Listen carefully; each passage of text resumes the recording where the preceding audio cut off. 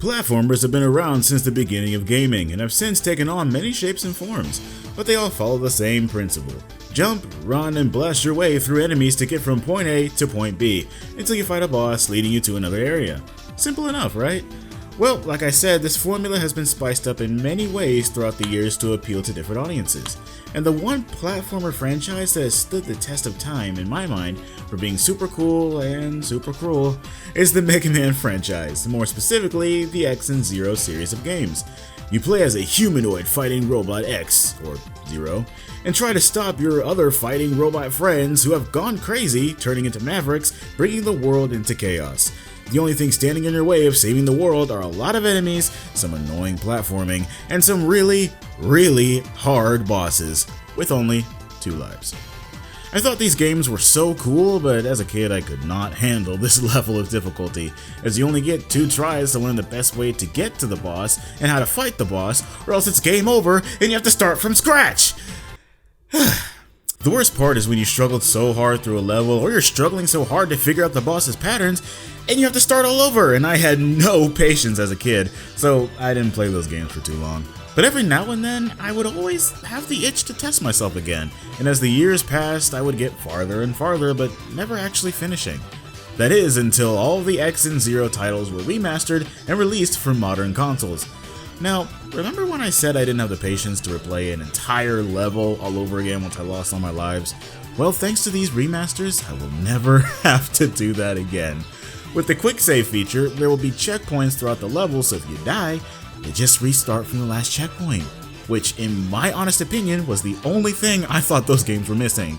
And once I saw that, I knew it was time to beat my childhood Goliath once and for all.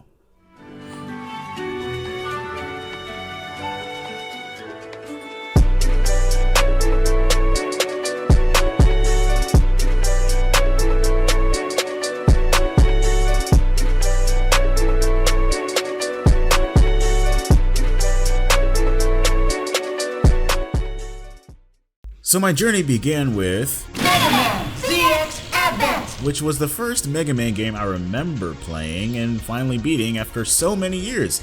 And then I worked my way to the Mega Man Zero games. Now there are 4 titles in this series and I beat the first and I'm making my way through the second, where we are trying to stop our friend from going to the dark side, but of course, someone has to get in the way. Hold up. Now I thought I could play the game and speak normal sentences at the same time without dying, but there's a lot happening. Stop! Oh, okay. I'm not the greatest at these games at all, by no means. By no means am I an expert. I don't even know why I chose to play this and have commentary at the same time.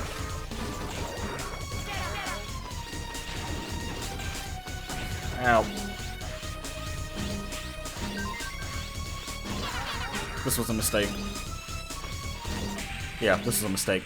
Wait.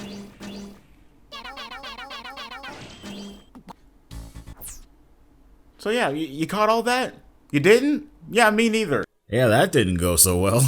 So I had to shut up and play and give you guys some nice play-by-play on what is going on and what my game plan was. Post-commentary, if you will. So starting off, we have Frogger here, who is very loyal to his master, who says we can't pass, so Frogger has to go. Frogger's main thing is hiding in the tree and making worms fall from it, which makes him bigger if he eats it. Which is, not a good thing. So to stop that, we equip some flame bullets and burn down the tree right off the bat. I do not want to have to deal with that for the rest of the match. Though, even after that, he can still call the worms to drop down on me, which is weird, because now I'm just confused as to where these things are even coming from. But at least now we can see what he's doing, but the worms are a problem since I can never tell where they're going to fall until it's too late and touching anything in this game does damage. So half my damage is just from the worms falling on me. There is no limit to this, as one time he filled the room with them, giving me nowhere to run, but at least I can stop him from calling them if I'm quick about it. Which is why I can't talk while I play this game, as I have to be so quick while keeping my eye on everything, because these bosses have a lot going on. And if I miss my chance or fail to react,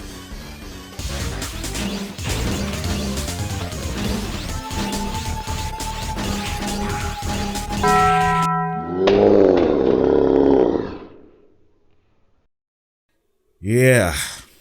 If he gets big, he uses rollout, and dodging this can be quite difficult, or he'll just try to sit on me, whatever he's in the mood for.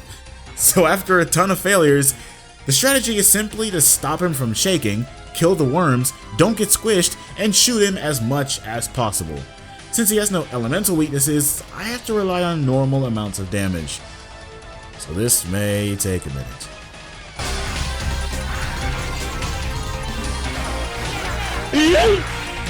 Are you kidding me?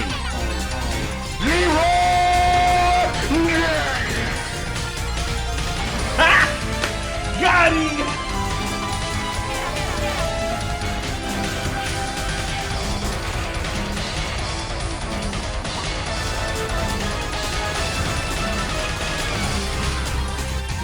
Oh, no.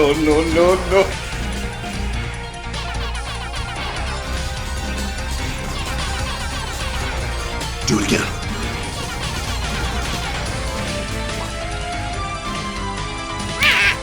The thing that sucks the most about this is that once you know all the gimmicks and what he does and how you need to react, it's all about getting that perfect attempt, which is very difficult and takes a ton of attempts. But eventually, the stars aligned and you're blessed with some robot frog legs. Tasty. Maybe, probably not. That doesn't sound healthy at all. Finally! So sick of this thing. And that's the end of that. I love playing these games despite my never-ending rage.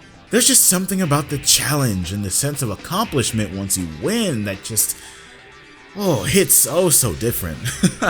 Well, perhaps I will do this again sometime on the channel, but that'll be for another day.